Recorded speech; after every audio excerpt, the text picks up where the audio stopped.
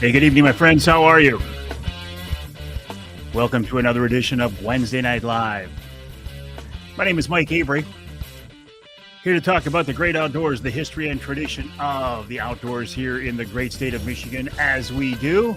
There we go. Hello, Steve, Sean, Julie, John. John, how was class today, buddy?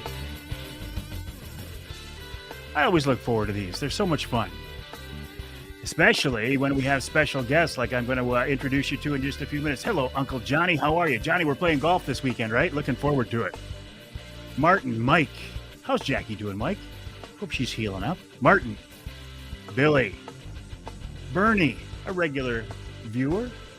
Always nice to have you along. Kevin, David, Nick Green. That's a name I recognize. Dan, yeah, I got some new. They're about a month old now, maybe 6 weeks that we've been using that music. Hey, Jerry, I like it when you call me Captain. I appreciate that. I worked hard for that Captain title.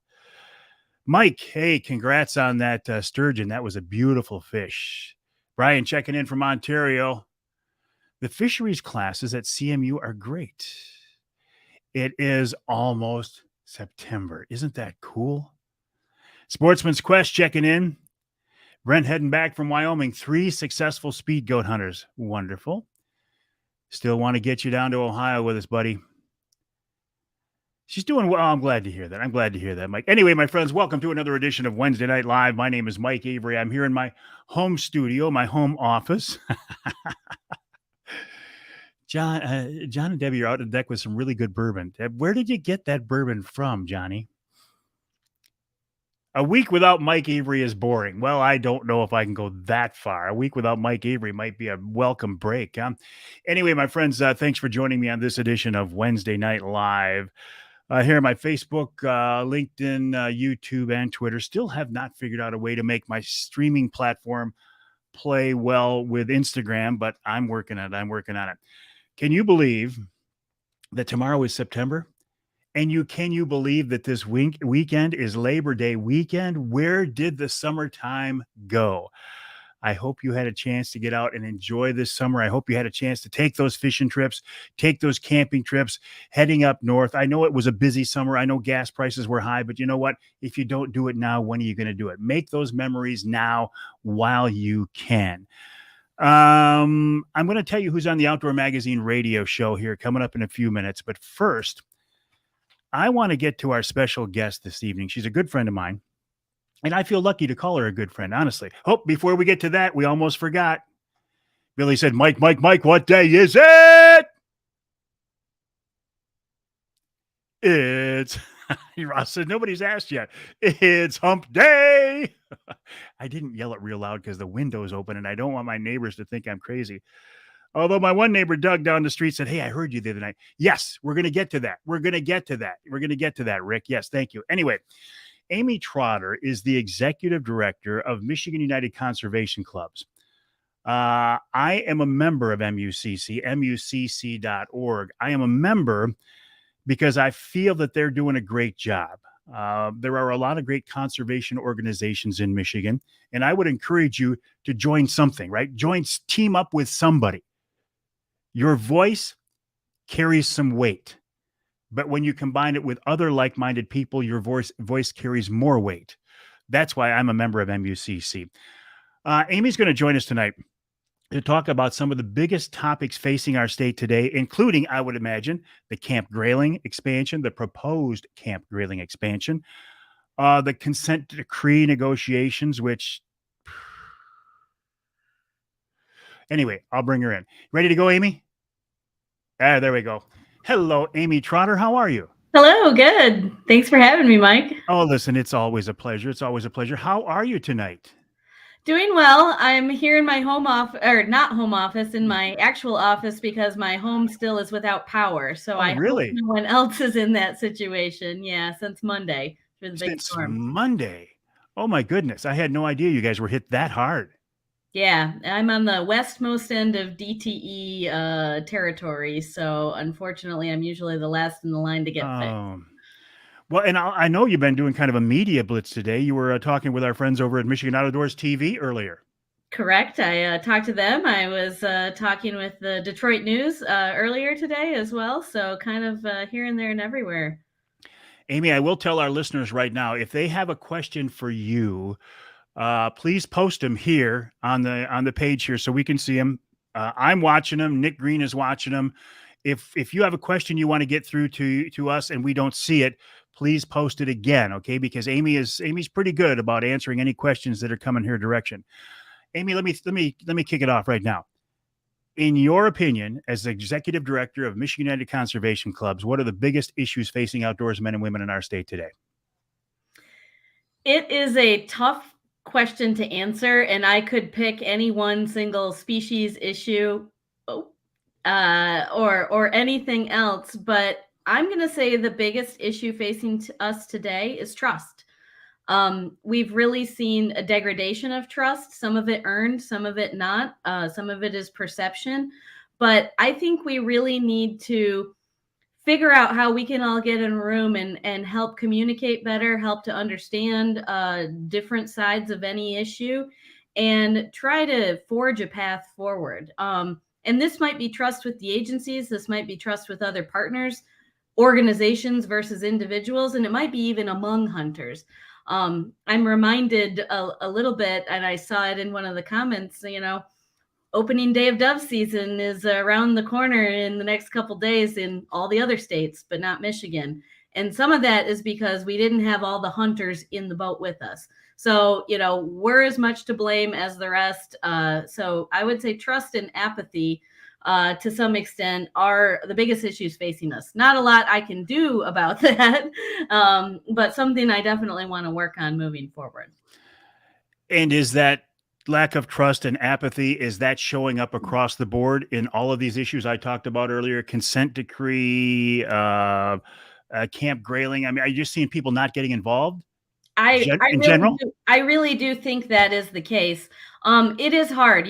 People are splintered. Someone has their favorite form of hunting, their favorite form of fishing, and they invest fully in that single issue. But sometimes that puts blinders on us, and we forget about all the other issues facing us. And supporting an organization like MUCC, of course, that's my perspective, is a way to kind of make sure all those other odds and ends are taken care of. And knowing where to engage and when, because we can't take it all to a level 11 on every issue, but certainly we are trying to pick and choose the ones that we believe are the most threatening to our way of life in the outdoors, and also the things where we can have some success by getting involved. Let's start right out with Camp Grayling, because I got a news release from you guys today asking for us to get involved and to make our thoughts known to the DNR director. Rick Morris is asking you that same question. What's up with that, Amy? So it is not a done deal. It is not a pending decision or anything. The reason we wanted to really drive this urgency this week is because we know the director is going to start down and looking at the comments that have been received over the course of the summer. So that is why we want to urgently have a good presence and a good 700 or so emails to look at over the Labor Day weekend. So we really appreciate everybody sharing and getting involved. We want people, especially up north, or that have places up north or that recreate up north, to engage and talk about how Camp Grayling and those activities have impacted them personally, and also what they most hold dear, I guess, in those areas where the proposed expansion is. Because I would surmise, at least, that it is not, there has not been a decision announced yet. This is a proposal from the National Guard to expand, almost double the footprint of Camp Grayling. And the first point is a DNR decision to actually review those parcels, 162,000 acres. We are asking them to decline to do that review because we are worried about the resources that it will take, both staff, time, and money, away from our other priority issues like habitat and wildlife and fish management. And we best be using that for our purposes, not for reviewing the expansion of militarization of our public lands. Gotcha. Bill Lincoln says, DNR have any info on baiting for MUCC, any info on baiting for deer? I'll tell you right now, Bill, do not look for baiting to come back in Michigan. Amy, I think you'd agree with me on that one. That is correct. So no news is the plan. There has been no changes this year to the course of baiting in the state of Michigan for this season. MUCC stands on mandatory reporting of whitetails this fall, the harvest. So MUCC is actually neutral on the idea of mandatory deer reporting. However, I will say that we believe in sound scientific management. We believe data is good. How we get that data, there's probably a lot of ways to do that. So we were neutral on the proposal to make it mandatory. However, unfortunately, the legislature is the only group that can change winding that down from a misdemeanor to a civil fine. There is a bill introduced on that, and we are just praying that they actually would come back to Lansing and get to work on moving things like that forward. That still has to officially go through MUCC's policy process for me to comment on that bill specifically, but it sure seems to me that it makes a lot of common sense to not give someone a misdemeanor for the failure to report deer harvest. Justin says almost 850 people have used your call to action so far. Excellent. My buddy Ross Elliott asked a wonderful question here, Amy, and I'm glad he does. He said, why doesn't anyone want the expansion of Camp Grayling? And when I talked about it on the radio show last week, I wanted to preface this. These are not anti-military people that are against it. It's not an anti-armed forces statement or campaign, is it?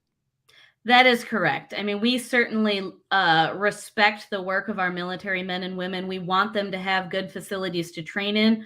Unfortunately, we don't want to do that at the loss of public access and public lands. So we are concerned about the environmental impact, but we're also concerned about public access.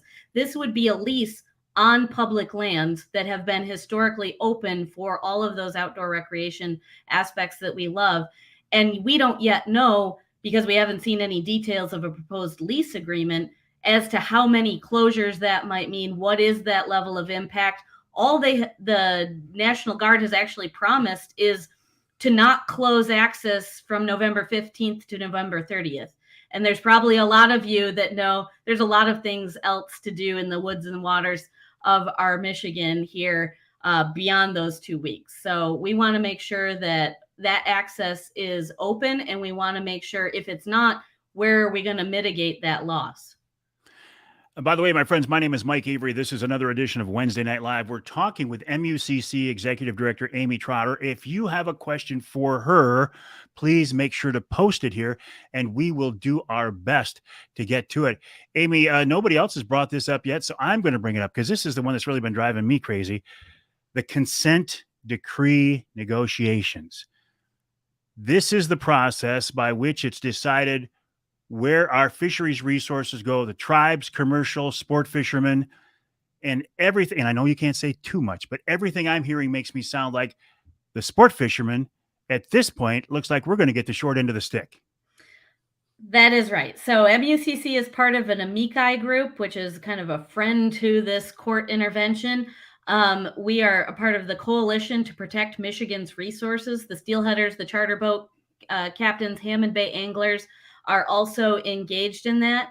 And we have not been satisfied with the way these negotiations have proceeded, and especially our access to the negotiations. We have not had access to documents. We have not had been able to be in the room for a lot of critical conversations. And even when we have given input, we haven't really felt listened to. So those are some very big concerns, and big enough for us to actually go to the courts and try to file to be an intervener in the court negotiation. Unfortunately, that was we had our hearings last week, and we can say that the judge ruled for the bench with his intent to deny that motion to intervene. So we just received the written opinion on that earlier today. I haven't even read it. So more to come on kind of what the next steps will be, but we definitely believe one thing I will say, the judge did say in open court that he intends, once he is in receipt of the consent decree, it will be public before it is adopted. So we will have a chance to express our objections to certain provisions and be able to talk about it publicly while we're doing that before it is a complete done deal. But certainly we would rather be at the table and be part of these negotiations before it hits the judge's desk. Well, and I have heard too, the judge has said he would like this wrapped up here by the end of September. Yeah, he made that very clear that he wants this to move along, and he's got time on his calendar in September, so he would like to have something to look at during that time. Kind of a side note here, and I'm not. This isn't a PBS fundraising campaign, but this is an expensive process. MUCC is not flush with cash. Michigan Charter Boat Association is not flush with cash. So you guys have done this. You got some kind of a raffle to help raise funds for that. You know the details on that one, Amy? That is correct. Actually, we are having a 50-50 raffle, 10 winners. But it is a, if you would, high roller raffle. So it's $100 a ticket. And we have charter boat captains with these tickets all across the state. If you talk to someone, certainly they can get you one. We have them here at MUCC's office. We'll be at our policy meeting in September. We'll have them there. It's $100, but it is going to a very good cause, of course. And it is a 50-50 raffle with 10 winners. So there's a chance to at least get your money back for sure. Edgar asked a question that is not real favorable of MUCC. As a disabled hunter, why hasn't MUCC done anything to improve access for the disabled? We've actually done a lot. Now, certainly we can't do everything across the state, and we are only a staff of 10 people. But we have done a lot to advocate on behalf of people with disabilities in the woods. We worked on the ability to have a personal assisted mobility device not be considered a motorized vehicle, so you can get access to the woods if that is an accommodation that you need. We've worked on Michigan Natural Resource Trust Fund grants, writing letters of support to make the outdoors more accessible, and whether that's ramps or trails or pathways. And then we've done work on our with our on the ground crew as well to try to cut shooting lanes, improve blinds for disabled hunters. So we have done a lot, but again, we can't be everyone and everywhere. And I'd love to know more about what he's particularly interested in. Anybody can send you an email. Certainly. atrotter@mucc.org. Amy, we've had a couple of questions. Wolves and moose. This isn't going to go away until we have a wolf hunt. I know MUCC can't do anything about a wolf hunt, but you are on the Wolf Advisory Committee. Any news out of there? MUCC, yeah. So I've served on the Wolf Management Advisory Council. We completed our work, basically officially in May, and then we had to approve our minutes. But ultimately, all of that information was fed to the DNR. The DNR does have a draft wolf management plan out there. They have accepted public comments on that, and it is still undergoing an internal review. I really hope that the Natural Resources Commission will have a presentation of that plan at one of their future meetings. It's not on the agenda for next week, but it is moving forward. The Wolf Council did say we want to see, as soon as legally feasible. So in other words, when they are officially off the federal endangered species list, we want to see a hunt, and we want to see a hunt across the UP and a trapping season. So we spoke on that with a majority support on that. That was fed into this process. The wolf plan takes that into consideration. I think there's still more work to do. And so MUCC did provide some in-depth comments on the language in that plan to make sure that we don't get wrapped in any other kinds of uncertainties as to where we stand on this. Martin asked an interesting question about sandhills. I know you hear about this all the time. Real briefly, Amy, anything on sandhills, but more importantly, a follow-up question. Explain to us how the process works of making a particular species a game critter. So we worked in our big petition drive in 2014 to allow the Natural Resources Commission the ability to name a species a game animal. They did that with wolves back in 2013, 2014, 2015. I can't remember when now, but they've already done that with wolves. So the NRC is in control of that. So is the legislature. Either one of those bodies can do that. We prefer the route of the Natural Resources Commission because it's easier to have a conversation with 7 friends instead of 148, certainly. And they do have to, go through a series of steps, and it has to be sound scientific management. There has to be support for that. We believe there is a plethora of support based on the management plan for cranes throughout our flyway, but it is a federally regulated bird because it is migratory.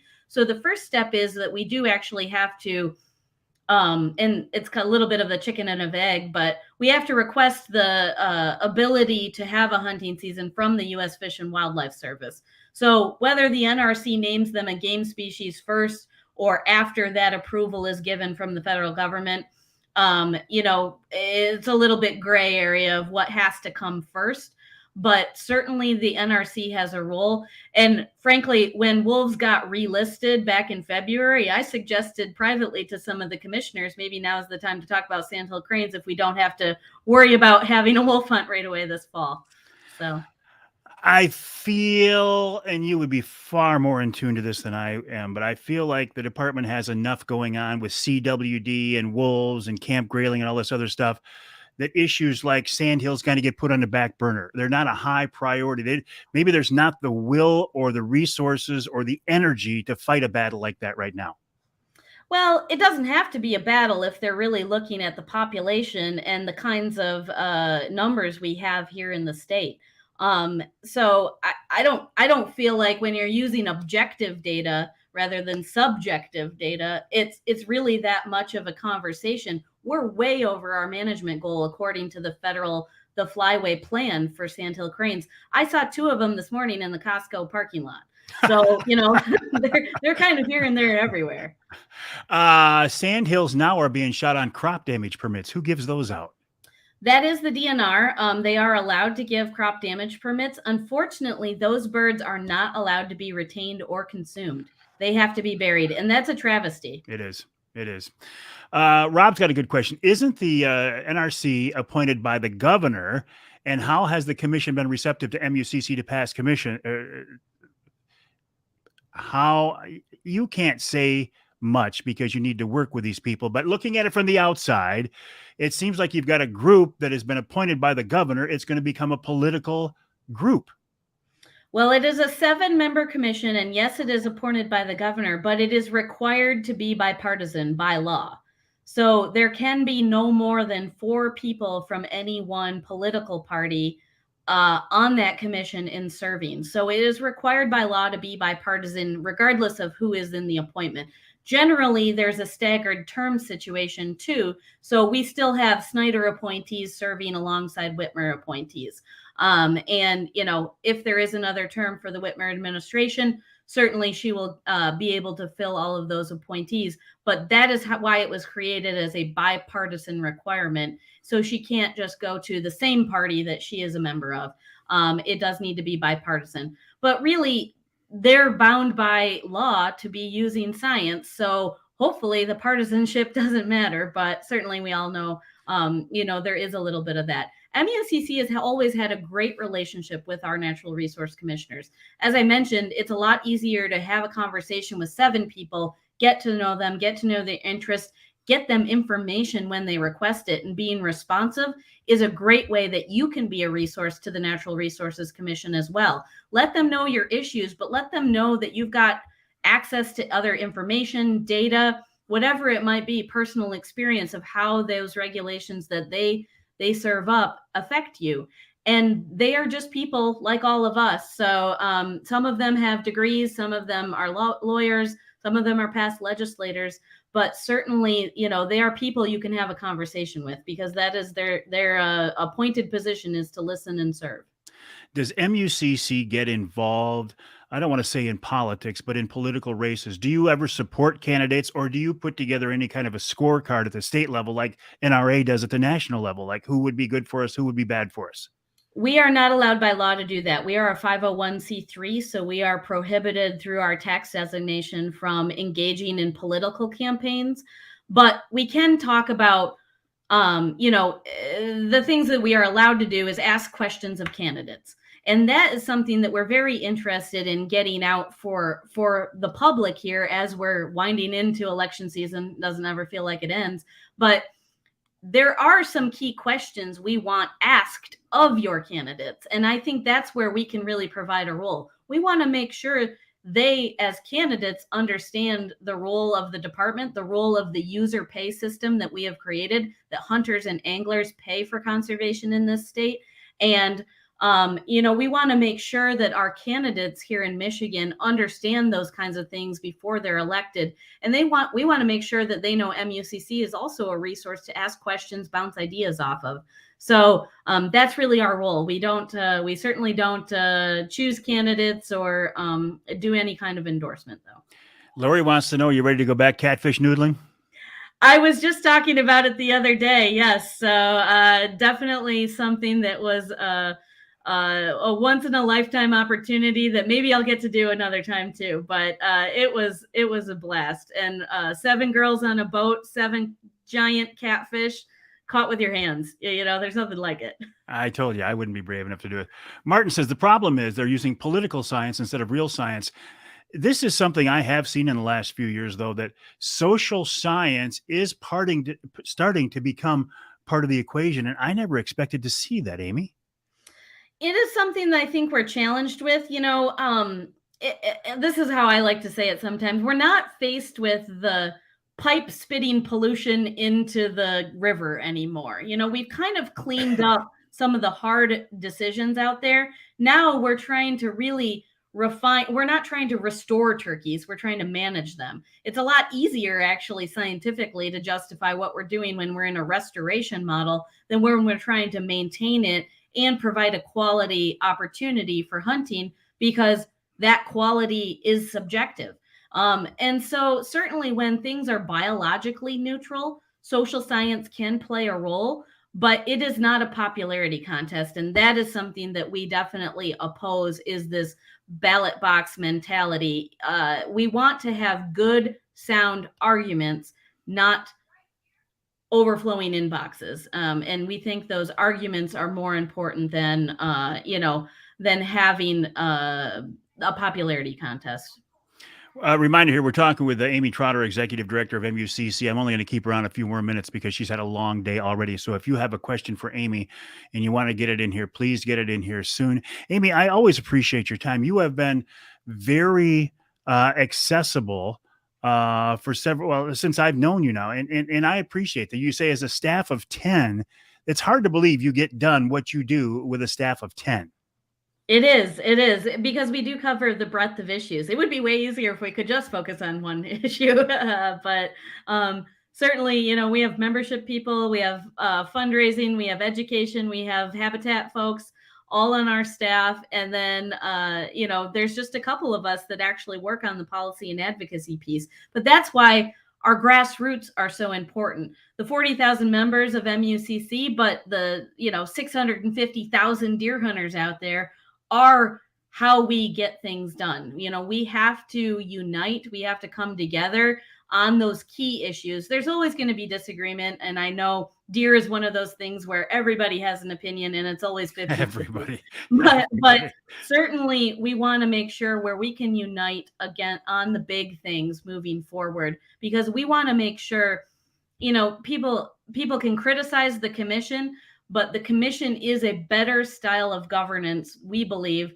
than having a single person, the DNR director, or 148 people in the legislature making these kinds of resource decisions that we rely on, because there is a lot of things on those 148 legislators' plates. We don't want them getting in the weeds on these kinds of issues. Craig wants to know what's the discount code to join MUCC. It's use the promo code Mike, all caps MIKE. Go to MUCC.org, promo code Mike. Get 25% off for signing up to become a member, the MUCC member for the first time around. Nick says, can you walk us through Proposal G? What is it? How it applies to the commission? Nick, you're asking Amy a question that could take her an hour to answer. How about the short version, Amy? Proposal G was a 1996 ballot measure that basically, as I mentioned, ensured that the commission was the decision maker for hunting regulations in our state and trapping regulations. We believe that it should be bipartisan, and that was basically what Proposal G did, was ensure that the NRC has exclusive authority over that manner and method of take in our hunting and trapping regulations. Later on in 2014, we passed a law that also added in the fisheries side of the coin and the naming of game species. But again, it is required in state law, according to Proposal G, that they should be using sound science in the conduct of their business. Amy, last question for you. Why should anybody join? Why should someone join MUCC? Well, I can say day in and day out, we are the organization watching the Michigan Capitol, the Michigan Natural Resources Commission, and trying to stay up on what's going on in Congress when it affects our Great Lakes state and our region here. So there's really no other organization doing all of those things all at the same time, whether it's fishing, wildlife. We watch the trails programs, we watch our managed waterfowl areas. We try to stay tuned, and we want to make sure too that our funding is going where it's supposed to go, and we're looking for opportunities to advocate and enhance those opportunities here for outdoor recreation. So it's really a one-stop shop for ensuring, and it's frankly a low price at $35 a year, but you get a discount code with Mike here. So it's a low price for ensuring that you have years of enjoyment to come. Grassroots organization, and an individual MUCC member can make a proposal to you guys, work it through the process, and it can end up being a state law. Where else can you do that? That's right. We are a grassroots organization. So we give all of our members the opportunity there for bringing forward these ideas and giving me my marching orders here at the Capitol on what to take on. Amy, always a pleasure. Appreciate your time. We'll let you get on with your evening, and I look forward to talking with you again soon. Thank you so much, Mike. Thank you, everyone. All right. Amy Trotter of MUCC, the website mucc.org, mucc.org. I think Amy and MUCC do a great job. Do I agree with everything? Of course not. But it's kind of weird if you would agree with everything that an organization is doing. Well, that's an interesting comment. Keep Mort's memory going. Yeah, that's pretty cool. That's pretty cool. Mort Neff, of course. You got to be an older person to know who Mort Neff even is. 85th anniversary this year. And you just got your 75th anniversary magazine, Jerry. Yeah, Nick Green did a wonderful job on those. Jim points out a great point. Strength in numbers. Strength in numbers. The more people who are involved in an organization, say, for example, MUCC had 1,000 members, and they go to the state legislature or the DNR or the governor and say, our 1,000 members say this. Well, that carries a certain amount of weight. But if they go to that same authority, that same power, and they say our 40,000 members say this, it carries a lot more weight. What if we could get it to 50,000, 60,000? There's 100,000 people in Michigan who love to hunt and fish and shoot and trap. Why not spend $35 to join an organization that can help you out, right? Listen, I am not here to appear to be an MUCC fanboy, but I do think they're doing a great job. I think Amy does a wonderful job. Nick does a wonderful job, and I support the whole crew there. So I appreciate Amy being on with us tonight. And would you like to have us see Amy come back again, maybe in another 3 months or so? If so, post a comment here. Terry says how to sign up again. Go to the website, mucc.org, mucc.org. Use the promo code Mike, all caps, M-I-K-E, and you'll save 25% on a measly $35. It's the best deal out there. Dave said he'd like to have Amy back on again. Oh, Johnny wanted to change the subject. He says the bears are eating great. He has 27 baits going right now. Johnny, you're killing me. You're killing me, Johnny. The bear whisperer. Mike says, yeah, she's a great resource. Absolutely, Amy's a great resource. And she's just a nice person, hardworking person. Steve says the magazine is worth it. Eric says, yeah, I'd like to see her back. Deborah says, yeah, I'd like to see her back. Jim says, yeah, I'd like to see her back. Amy, I know you're still there, so we're going to have to bring you back because people want to hear you again. Okay. So in the 10 minutes or so, we have, yes, every 3 minutes or so would be great. See, Amy, you're very, very popular. Very popular. Oh, good. We will do that. Okay, so switching topics here just a little bit. Let me tell you who's on the Outdoor Magazine radio show this week coming up, which is the first weekend in September. Bill Winowicki, the president of the Michigan Charter Boat Association, kicks off the show. He's talking about the tremendous Lake Michigan salmon and trout fishery this late summer, early fall. He's talking about those consent decree negotiations that are just, they're off track. They're off the track. Bill tells me on the air, he said, you're going to be very disappointed when you see what they are. And he said, it doesn't just affect tribal fishermen. It doesn't affect commercial fishermen, not just charter boat captains, but it affects the average, everyday weekend warrior fisherman. So I'm real nervous about that. As soon as that decision comes down, or it's opened up, so the proposed decision, whatever it's technically called, can be posted, I'm going to post it. Then Tom Campbell of Woods and Water News wraps up that first hour. I just realized something, Kathy. You're Amy's mom. Cool. Oh, wonderful. You've got a nice girl there. Tom Campbell talks about the big outdoor weekend, the Woods and Water News outdoor weekend coming up in Imlay City next Friday, Saturday, and Sunday. In hour number 2, we're getting ready for fall hunting season with Rob Miller of Miller's Deer Tracking. Rob is the guy who pretty much pioneered the use of deer tracking hounds across our state. I've got him on now because next weekend is the youth hunt. And if you get in a situation where you need a tracking dog, Rob can help you out there. Then Dr. Megan Moriarty talking about avian flu. It's still out there, and what waterfowl hunters should keep in mind. In the Ask Avery segment this week, I'm answering the questions about why would I want to hunt.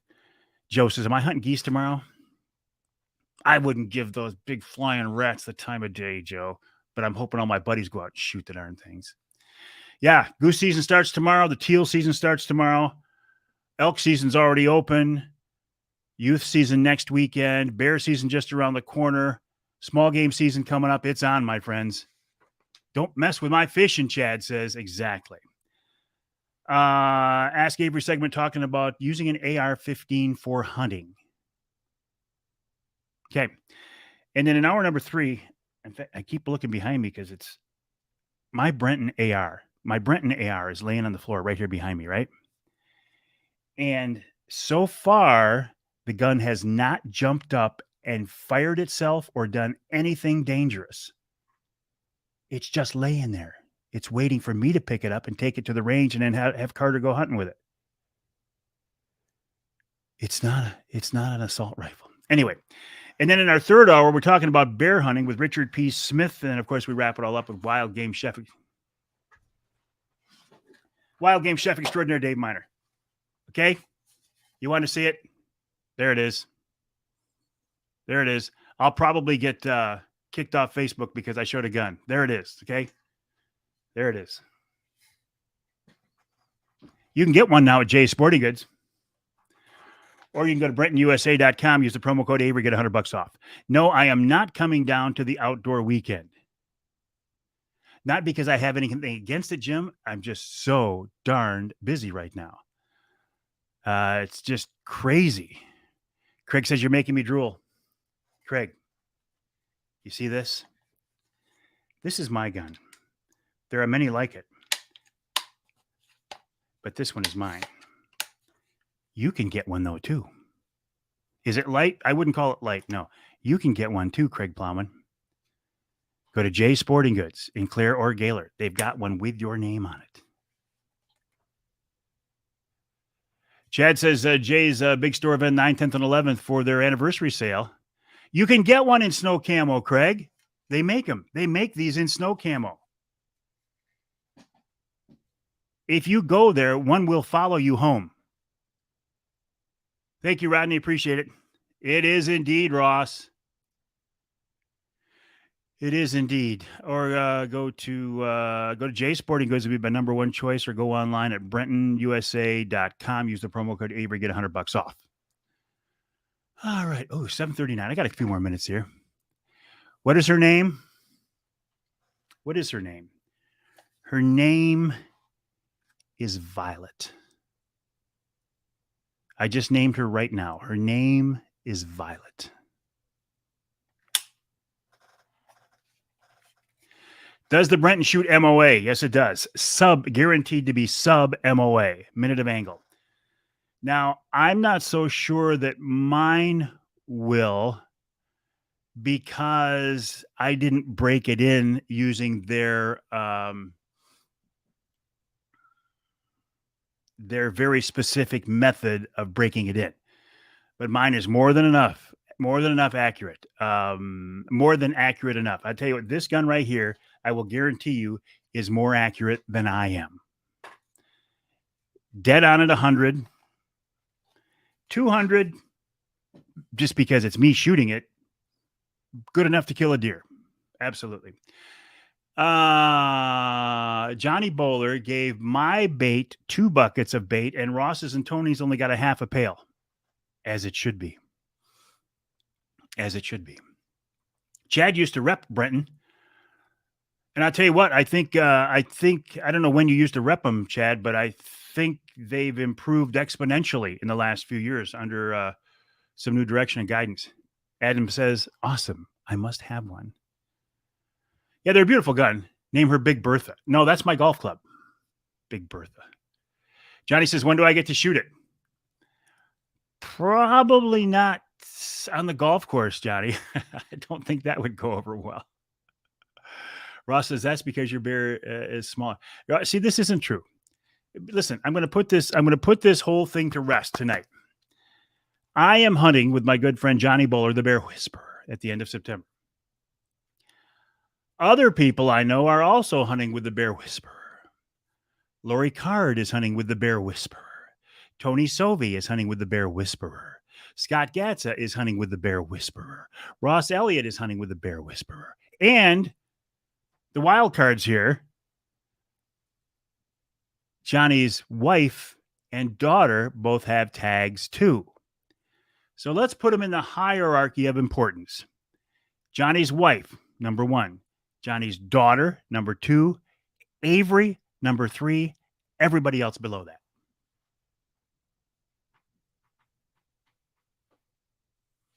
Just seems like common sense to me.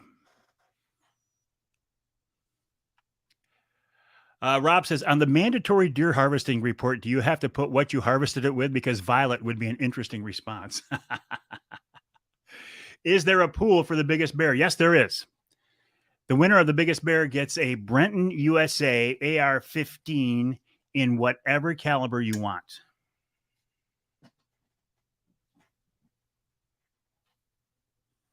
Everyone else is tied for 4th.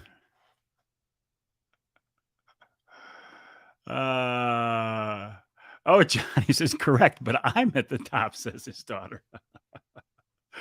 No, Johnny, family first, buddy. I get it.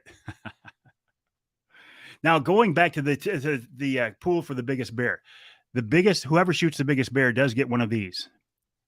You got to buy it, but you get one. If you walk into Jay's and buy it, you get one. You can walk in there and say, I have the right to buy this gun because I shot the biggest bear this season with Johnny Bowler. Oh, guess what? Other big news. My new boat's done. My Angler Quest is done.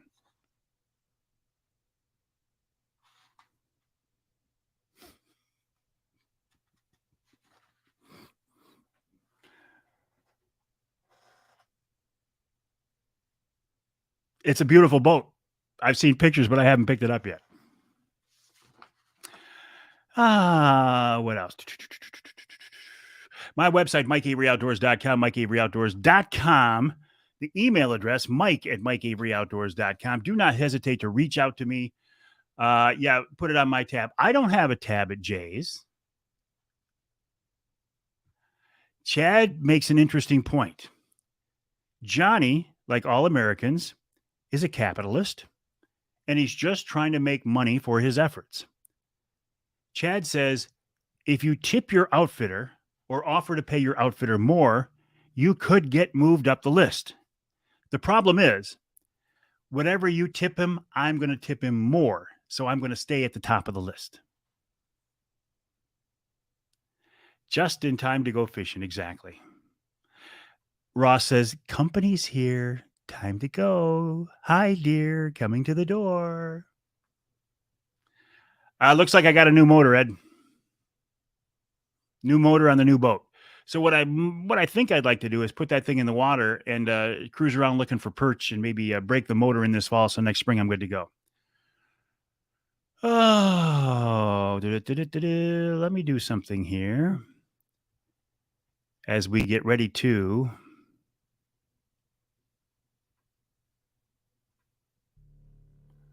wrap it up. You know what that music means.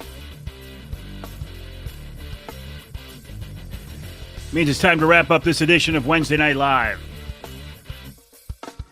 Thank you to Amy Trotter of MUCC, MUCC.org. Hey, Ace, how you doing, buddy? Always a pleasure. MUCC.org, MUCC.org. Use the promo code Mike, all caps, save 25%. Johnny says, feel free to tip him. Thank you, Dave. Appreciate that. All right, my friends. Thanks for joining me on this edition of Wednesday Night Live. I'm getting ready to do Wednesday After Live, and you know what that means. Have a good night, my friends.